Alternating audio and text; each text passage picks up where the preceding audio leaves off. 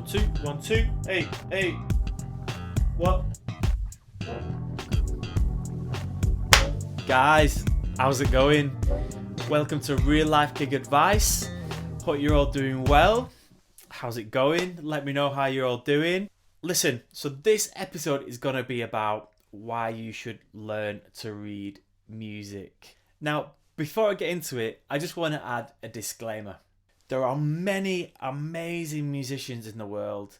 Some of them are friends of mine, and there's people who I work with on a regular basis who are amazing musicians but don't read.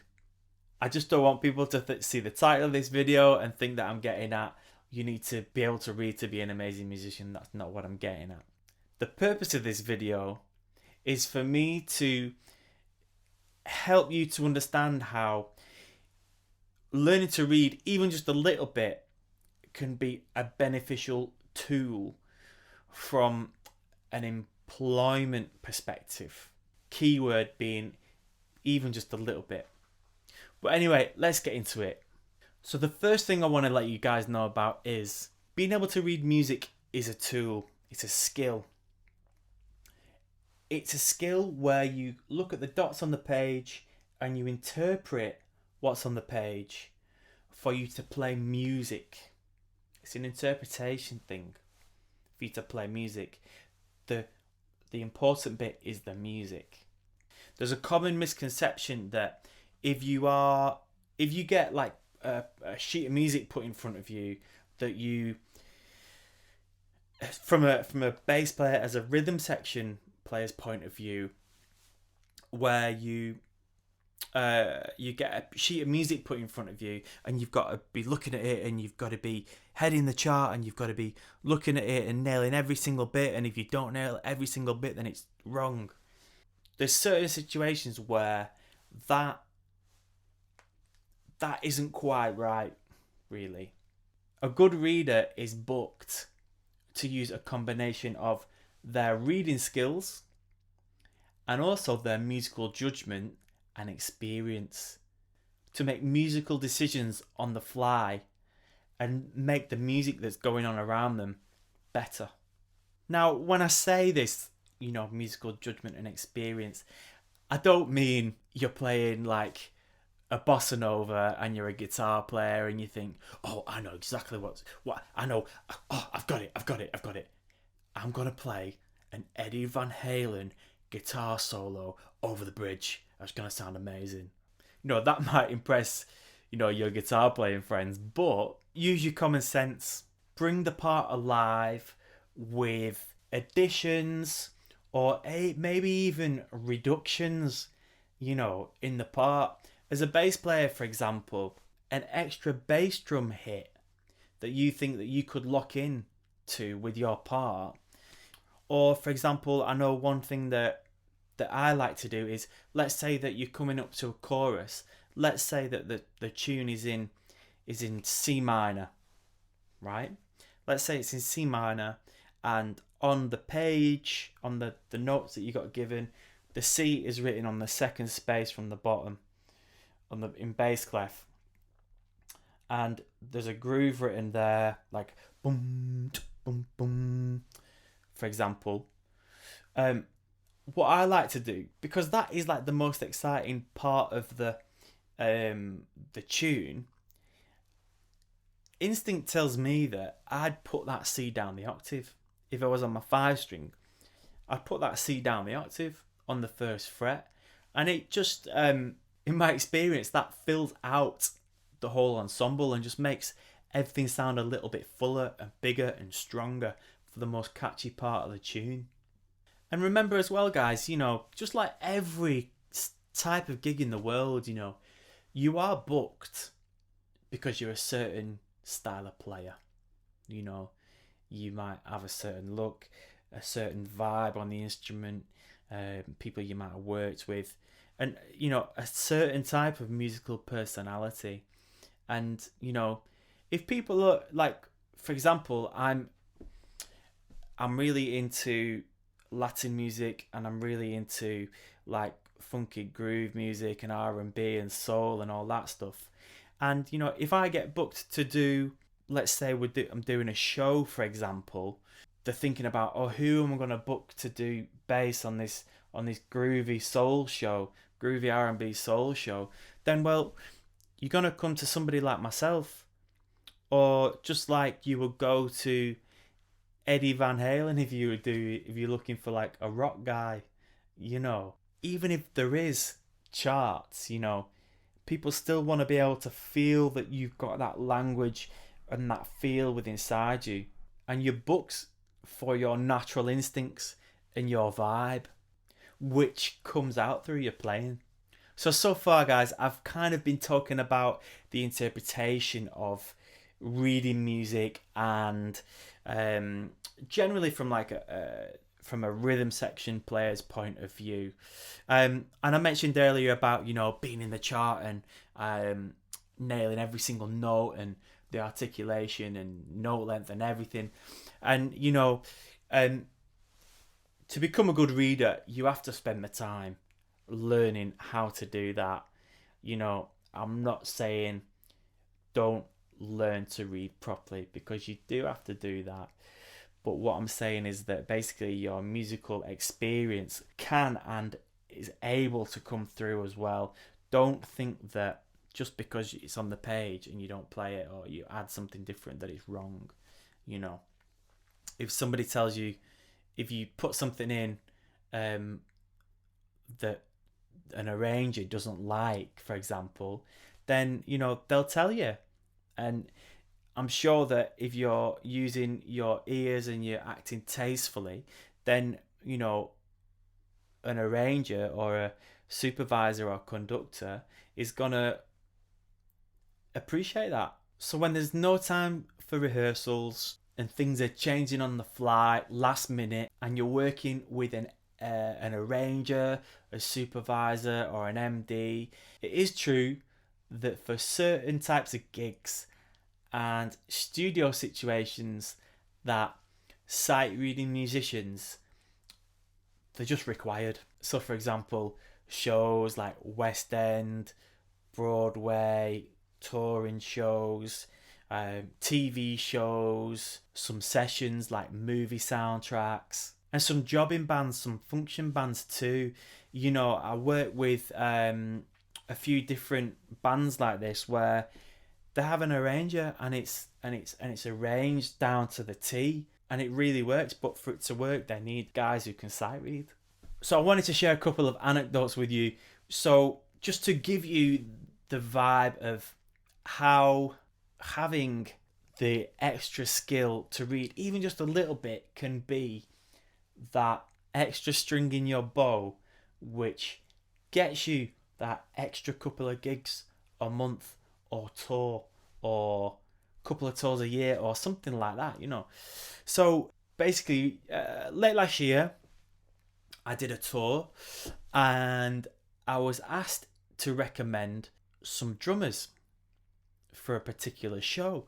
And basically, the vibe of the show was like a pop soul thing, and they were looking for a particular look as well, because we were on stage, but we were going to be going into rehearsals, and we were going to, there was an arranger involved, and he was writing everything out dot for dot, you know, like superb. And so anyway, so immediately I thought of a handful of guys who could do it. I was like, right, this guy looks great, he's a wicked player, he'd be amazing. So anyway, called them up. This is happening. Are you up for it? Here are the details. And they're like, yeah, I'm up for it. I can do it. And I said, oh, by the way, do you read? Because it's quite a quick turnaround, and we're gonna be in rehearsals working with the arranger, and basically things are going to be changing on the fly really quick, and so it kind of needs somebody who can really sight read. You know, is that going to be an issue? The guys are like, yeah, I mean, I can learn it, but I'm not really like a sight reading guy, you know. And I remember I was gutted, because like these guys are like perfect for it, but just because they hadn't got that much sight reading experience, that was the difference between them getting a 6 week tour. Cool. So I've got another story for you as well. So before I moved to London, I was working with different London musicians on tours and stuff, and I was coming down to London and picking up different gigs. I'm from Manchester originally, so anyway, when I eventually moved to London, I got a call to go and dep on a show, and this is like basically my kind of foot into the show world. And basically, I got a call to go and dep on the show The Bodyguard, the Whitney Houston musical. The story goes like this. So I get the phone call. It's a number I don't recognise. Hi, is that Dan? Yeah, speaking. Hi, this is such a body. Listen, I've got an emergency. My wife has gone into labour early. I'm doing The Bodyguard. It's up in Birmingham right now.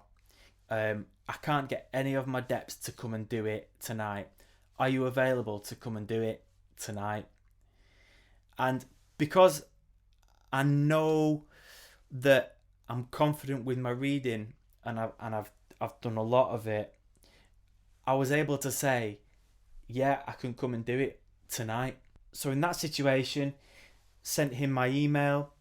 I got all the stuff via Dropbox, and then downloaded it, got on the train, had a look at it, arrived at the venue, got comfortable in the chair, and with the setup and everything. There's two basses on that show. It was just electric and just fretless, and had a little run through with the drummer and the MD because they were running something that was going on stage. So I had a little play with them.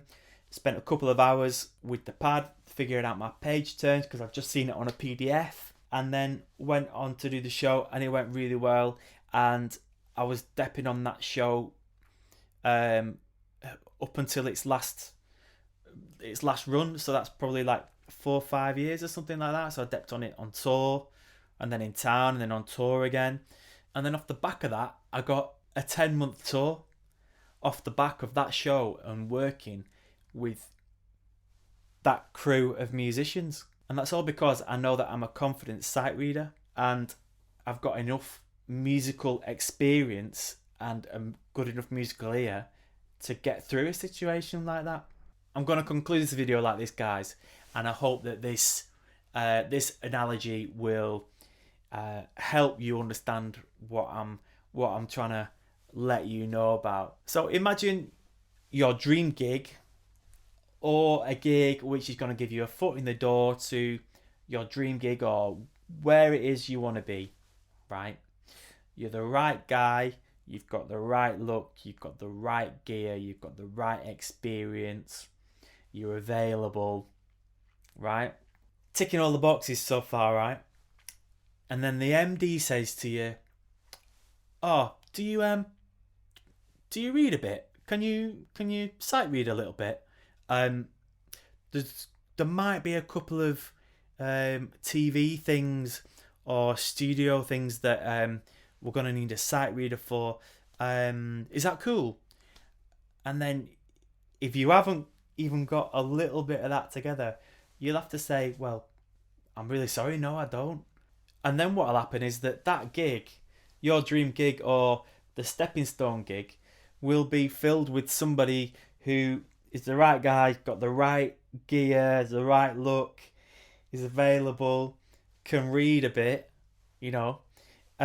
they're gonna fill the gig with this person, and then that vacancy that was available is gonna be unavailable for the foreseeable future, because they've got somebody who they know they can put into most situations and make it happen.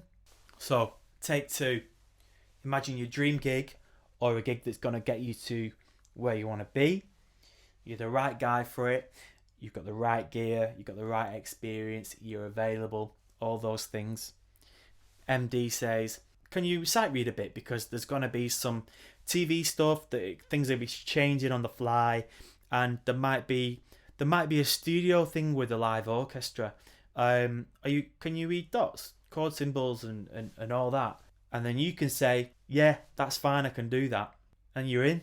If you can have a combination of skills, learning to pick up tunes by ear, you've got a good repertoire, you can solo, skills, you can program, and if you can include reading into your skill set, then you are prepared for almost any type of musical situation. Then you're going to be unstoppable, period, and you're going to be prepared for anything. Right, nice one, guys. Thanks for sticking with me. This is a huge topic, so please let me know if there's any questions or anything you want me to talk about in a follow-up video. Let me know in the comments, and if there's anything you want me to talk about, different topics, let me know. And if you like this video, please give me a thumbs up, hit the subscribe button, hit the notification bell, and I will see you very soon. Take it easy.